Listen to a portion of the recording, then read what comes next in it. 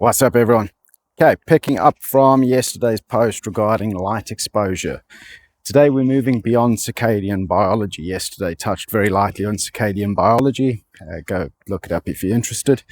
Today we're going to have a look at what getting out into full spectrum natural daylight does for you beyond circadian biology. Going to go through a couple quick examples, and then we're going to talk about building your solar callus, because obviously UV light comes with risks, and it's about managing those risks responsibly. So, looking at a couple of the benefits. Getting out into full spectrum natural daylight, getting the sun on your skin, produces vitamin D. That is a hormone response within your body from the sunlight getting onto your skin. Vitamin D deficiency is heavily associated with depression. Caregiving is chronically stressful, heavily associated with depression and other negative health or mental health outcomes. Ergo, getting outdoors, getting into natural sunlight, and boosting your vitamin D production naturally can help to mitigate the risk of depression, can help you to feel better mentally. Some of the other things getting out into natural sunlight does, it causes your brain to release serotonin. It literally makes you happier. Getting exposed to natural daylight, the frequency, the wavelengths of light, some of them penetrate into your skin, some of them get quite deep into your biology. I'll go into an example in a second. But one of the benefits is it causes the release of serotonin in your brain. It boosts your mood. It makes you happier. Another thing that it does is it causes your body to release nitric oxide.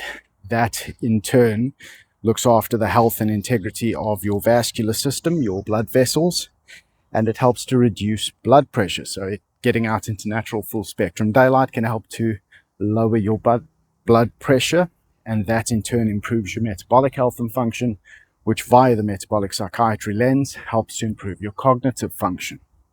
And then interestingly, certain spectrum of natural sunlight, in particular infrared wavelengths, penetrate into your skin and get quite deep, actually, and cause the very cells in your body to release melatonin locally. So not associated to sleep, not systemic melatonin that helps you fall asleep at night, but local to the cell, contained within the cell. And that melatonin acts as a powerful antioxidant and improve cellular efficiency and cellular health. It helps to get rid of all the sort of, what do you call them? Oh, the name has fallen out of my head. Reactive oxygen species. That's what it is, reactive oxygen species. In other words, the metabolites, the waste products of the cell working and producing your energy and doing the things that it needs to do. I think that's quite fascinating. I didn't know that near infrared part of full spectrum natural daylight did that until I learned about it. And it's certainly not something that's taught openly in school. So getting into full spectrum natural daylight does some really positive things for you beyond just aligning your circadian biology, as we discussed yesterday, which I think is fascinating.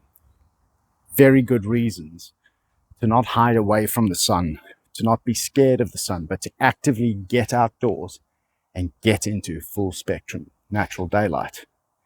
That brings me on to how to do this responsibly, because obviously being out in full spectrum natural daylight brings with it UV radiation. Now, your skin, if you are someone who does not spend a lot of time in full spectrum natural daylight, your skin will be sensitive to UV light.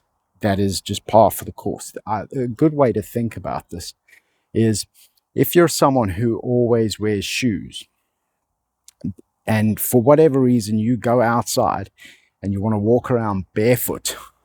Now, if you're walking across a rough surface, concrete or pebbles or some sort of uneven terrain, your feet will be sensitive to that.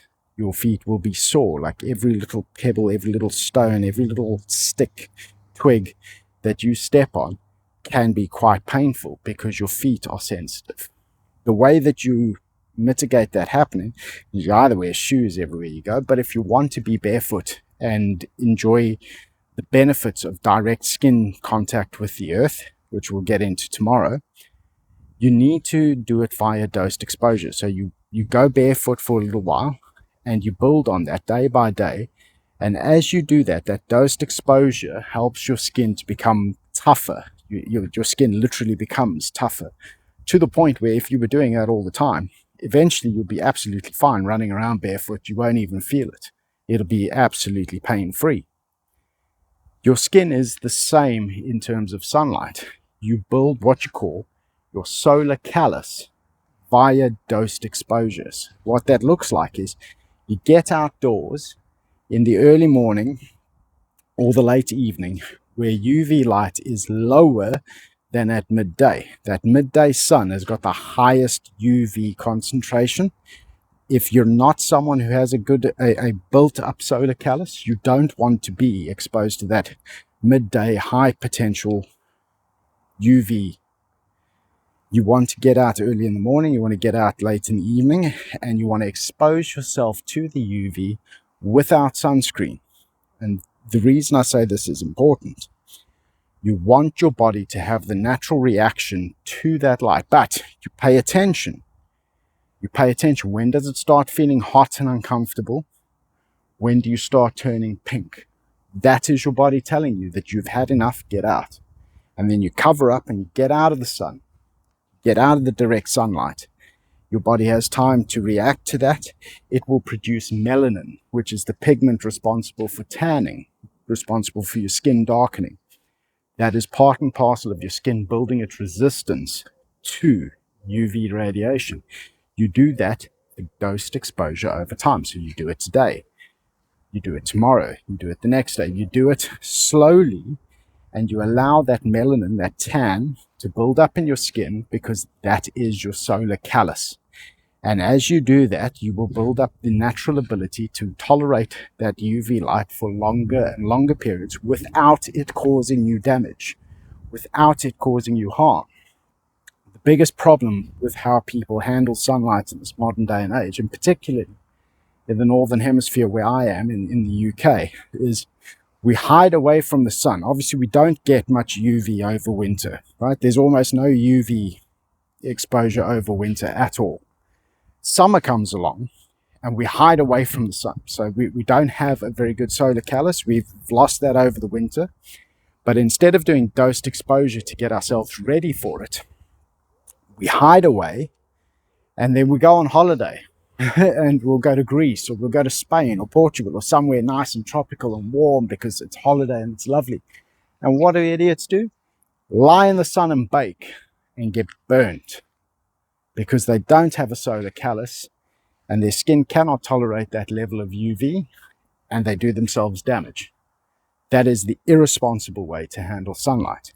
The responsible way is you start with dosed exposure. You get slow exposure to it. You build that solar callus to the point where you can handle that full spectrum sunlight without it causing you harm. Massive difference from the natural behavior that people tend to have. And the reason I don't endorse the use of sunscreens are a last resort. And the reason I say that is they are an endocrine disruptor. They interfere with the metabolic functioning of your skin.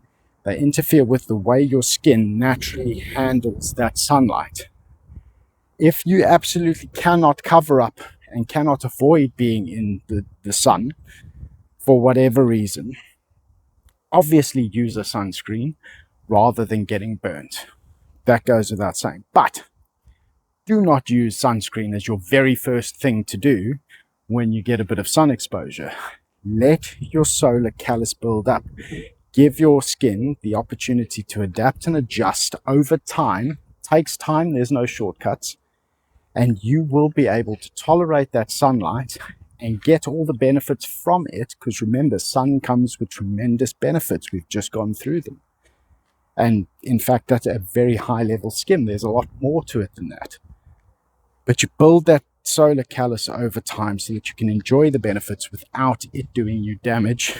If you're hiding away from it constantly and then overdoing it when the opportunity arises, like you go on a holiday or something, then you are doing yourself damage. I know that's a lot.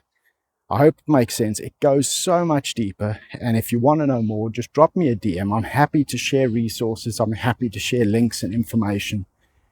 Light exposure is one of the foundational pillars of your metabolic health. Your biology is set up to sense, use, react, and govern your metabolic health using full spectrum natural daylight as a key input. It's not something alien. It's not something that we should avoid. You need to use it responsibly, but it is central to your metabolic well-being, and therefore, as a SEND or special needs caregiver, it is central to your ability to keep your mental health good and to keep yourself physically capable of showing up and fulfilling your task.